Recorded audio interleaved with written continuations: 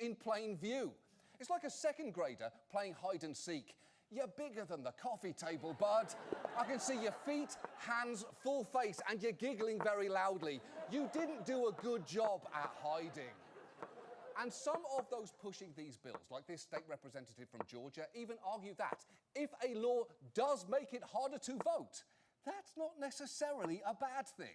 I do believe that voting in this country is a privilege. And it's a right. And it's a right as well, but it ought to mean enough where you can put forth a little bit of effort in trying to cast your ballot.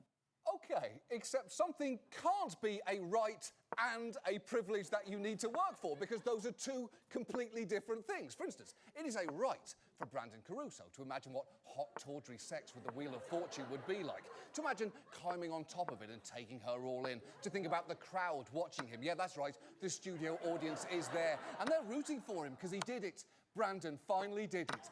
He's finally fucking the wheel. Imagining how good that'd feel is Brandon's right, but actually getting to grab those pegs and give the wheel a spin, that is a privilege that should take years of effort.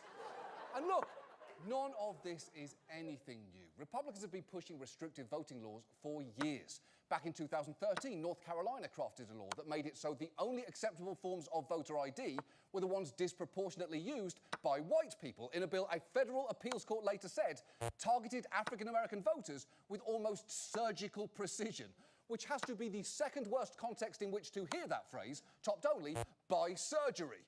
Look, ma'am, your husband's surgery was... We got in there with almost surgical precision.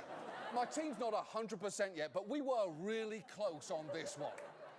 And frequently, these laws have been helped along by well-funded groups like the Heritage Foundation, whose co-founder, Paul Weyrich, famously admitted, "I don't want everybody to vote," and whose former president, Jim DeMint, once approvingly said, in the states where they do have voter ID laws, you've actually seen elections begin to change towards more conservative candidates, pretty much giving the whole game away there. And Heritage is very much still at it. Just this year, the executive director of their sister organisation, Heritage Action, actually bragged about their role in pushing this year's new bills. We're